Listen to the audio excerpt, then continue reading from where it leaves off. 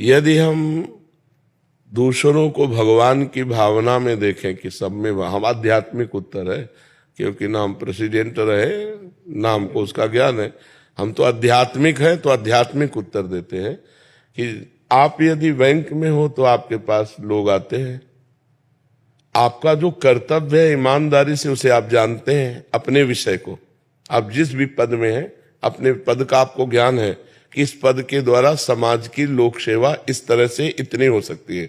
आप ईमानदारी से अगर उस लोक सेवा को भगवान की पूजा मान करके आए हुए व्यक्ति में भगवत भाव करते हुए करें तो ये सबसे बड़ी सेवा हो जाएगी। इससे बड़ा कोई लोक कल्याण नहीं होगा, क्योंकि आपके अंदर जब सबके प्रति भगवत भाव होगा और आप ईमानदारी से अपने पद का पालन करेंगे जो कर्तव्य है और भगवान का स्मरण करेंगे तो ये सबसे बड़ा कार्य हो जाएगा, सबसे बड़ी पूजा हो जाएगी, सबसे बड़ा धर्म हो जाएगा, सबसे बड़ा लोक हित हो जाएगा। लोक अहित तब होता है जब हम किसी को मनुष्य मान करके उसके गुण दोष का दर्शन करके उसके अनुसार बर्ताव करते हैं, और लोक मंगल तब होता है जब सिय राम में सब जग जानी, सबको भगवान का स्वरूप मानकर अपने कर्तव्य का पालन करते हैं तो हमारा मंगल हो जाता है। और नाम जप करें, नाम जप जरूर है, नाम जप के बिना सब अधूरा है। किसका है? हाँ, नाम जप कीजिए और अपने पद की गरिमा रखिए कि सत्य और ईमानदारी से जो सरकार ने आपको पद दिया है, जो आपको अधिकार दिया है, उसके अनुसार समाज का कल्याण करें, समाज का हित करें और समाज को भगवान का स्वरूप समझें, क्योंकि भगवान है ही, सब में पावर वही है, ईश्वर ही सबका पावर। ये जो स्वर निकल रहा है वो ईश्वर से ही निकल रहा है, वो अंतर ध्यान हो जाए अभी एक मात्रा भी नहीं बोल सकते, वो ईश्वर पावर ही बोले, तो सब में ईश्वर ही विराजमान है, ऐसी भावना करें। पर जो वहाँ समाज का, वहाँ धन प्रधान बुद्धि होती है महाराज जी, कि कैसे और अधिक अपनी कंपनी को और मुनाफा दिलाएं, ये प्रधान बुद्धि होती है। इनके नीचे कर्मचारी होते हैं महाराज जी, बहुत सारे कर्मचारी हैं। एक तो इनका उनका जिम्मेदारी होती है महाराज जी, मैं एक कॉर्पोरेट जगत की बात कर रहा हूँ, जहाँ मतलब एक हम किसकी सहायता कर सकते हैं उसमें, मतलब कैसे उसको अपन।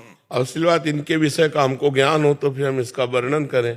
अब चूंकि इनके विषय का ज्ञान नहीं तो केवल आध्यात्मिक मेड़ बांध करके इनको दे देते हैं कि शेष आप अपनी बुद्धि से देख लो। देखो, बैंक को लाभ हो लेकिन आने वाले व्यक्ति को नुकसान नहीं होना चाहिए। तो अगर आने वाले व्यक्ति में हम भगवान का भाव रख रहे हैं तो हमें तो लाभ होगा, क्योंकि आया ही वो है, और उसको भी लाभ प्राप्त होगा, उसका भी मंगल होगा।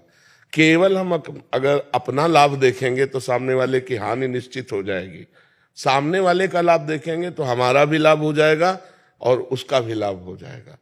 अगर हम अपना लाभ देखते हैं तो सारा संसार इसी में चल रहा है, अपना लाभ सिर्फ देख रहा है, पद का प्रयोग अपने लिए कर रहा है, वो दुरुपयोग होगा, और पद का प्रयोग समाज के लिए कर रहा है, ये सदुपयोग होगा। अपने लाभ के लिए सब कार्य कर रहे हैं, वहीं धोखा हो जाता है, वहीं अधर्म हो जाता है, वहीं पाप हो जाता है। अपना लाभ सबके लिए है, अब वही मंगल हो जाएगा, वही परम धर्म बन जाएगा। इसीलिए हमारे जो शब्द हैं अगर उनको नोट करो और उन पर विचार करो तो सब कुछ उसी में मिल जाएगा आपको। अब चूंकि जैसे एक डॉक्टर प्रश्न करता, एक वकील प्रश्न करता, एक मान लो बैंक का प्रश्न करता, तो अब हर डिपार्टमेंट का हमें तो ज्ञान नहीं है, लेकिन हर डिपार्टमेंट जिससे अपने आप को उत्तीर्ण करके और मंगल में सुख को प्राप्त हो वो उत्तर मिल जाएगा। अब इनका क्या अधिकार मुझे पता नहीं, इनको क्या क्या करना पड़ता है मुझे पता नहीं, लेकिन हमने जो बोला अगर ये पॉइंट रख लें तो जो भी करेंगे इनका मंगल होगा और इनको लाभ ही नहीं परम लाभ प्राप्त होगा। अब चूंकि किसी विषय का सम्यक उत्तर तब हो सकता है जब उस विषय का सम्यक ज्ञान हो। अब जैसे इनके विषय का मुझे पूरा ज्ञान हो तो वो उत्तर हम इनकी भाषा में दे सकते हैं, लेकिन मुझे आध्यात्मिक ज्ञान है और आध्यात्मिक ज्ञान से इनका निश्चित मंगल होगा। जैसे बोला कि आपको आए हुए हर व्यक्ति पर भगवत भाव रखना है, अपना लाभ हमें विचारना है, लेकिन आए हुए का अगर हम लाभ विचारेंगे तो अपना लाभ हो ही जाएगा और उसको भी लाभ होगा, और केवल अपना लाभ सोचेंगे तो सामने वाले को असंतुष्टता प्राप्त होगी, क्योंकि केवल हम अपना लाभ है। अब आपकी जिम्मेवारी क्या मुझे पता नहीं, लेकिन जो हम शब्द बोल रहे हैं उनका प्रयोग आप अपनी जिम्मेवारी में कर लीजिए। आप जो भी हैं आपका मंगल हो जाएगा, आपका कल्याण हो जाएगा। महाराज जी, इसके अलावा हम क्या कर सकते हैं? ये तो हो गया जो उनको पेशा मिला हुआ है, इसके अलावा मतलब जो हम क्या ऐसा करें कि जिसमें अध्यात्म की भी हमारी नाम, पूरा उत्तर है उसी में। नाम जप करते कहा ना, तो नाम जप देखो अलग अलग युग की साधना है, उससे सिद्धि प्राप्त होती है। जैसे पछियाव हवा चल रहा है ना, तो आपको टटिया वैसे ही लगानी पड़ेगी, उल्टा लगाओगे तो उड़ जाएगी। जैसे नाव है ना, तो हवा की अनुकूलता देखकर लगाओगे तो बिना प्रयास के वो आपकी दिशा पे पार हो जाएगी। तो ऐसे युग धर्म का प्रभाव है। कृतयुगे ध्यायते विष्णु त्रेतायाम यजते मखई द्वापरे परिचर्यायाम कलो तद्धर कीर्तनाथ। जो सतयुग में था वो ध्यान के द्वारा भगवान की प्राप्ति निश्चित थी। जो त्रेता है उसमें यज्ञ के द्वारा भगवान की प्राप्ति निश्चित हुई। द्वापर में पूजा के द्वारा भगवान की प्राप्ति निश्चित। कलयुग में केवल हरिनाम कीर्तन, हरेर नाम हरेर नाम हरेर नाम केवलम कलौ नास्तेव नास्तेव नास्तेव गति अन्यथा। 3 बार भगवान व्यासदेव जी ने कहा कलयुग में केवल हरि नाम से, केवल हरि नाम से, केवल हरि नाम से कल्याण होगा। नास्तेव नास्तेव नास्तेव गति अन्यथा, नहीं है नहीं है नहीं है और किसी से गति। अब आप ध्यान देख लीजिए, आंख मूंदो अंधकार दिखाई देता है, चैन से बैठने नहीं दे रहा मन। आप देखो मन चैन से बैठने दे रहा है।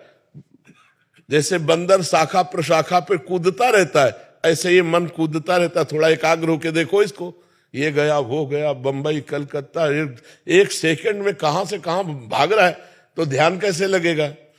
अच्छा, अब यज्ञ की सामग्री कहां से शुद्ध मिले।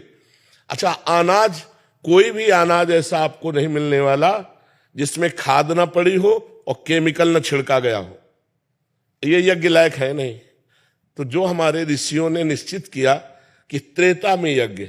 अच्छा, द्वापर में पूजा, आप जाओ दुकान में और उनसे बात करो कि पूजा की सामग्री दे दो, तो सबसे घटिया सामग्री जो होगी, अगर आप सुपारी कहो तो बोले खाने के लिए कि पूजन के लिए, बोले पूजन के लिए, तो वो सड़ी अलग रखी होती है वो सुपारी।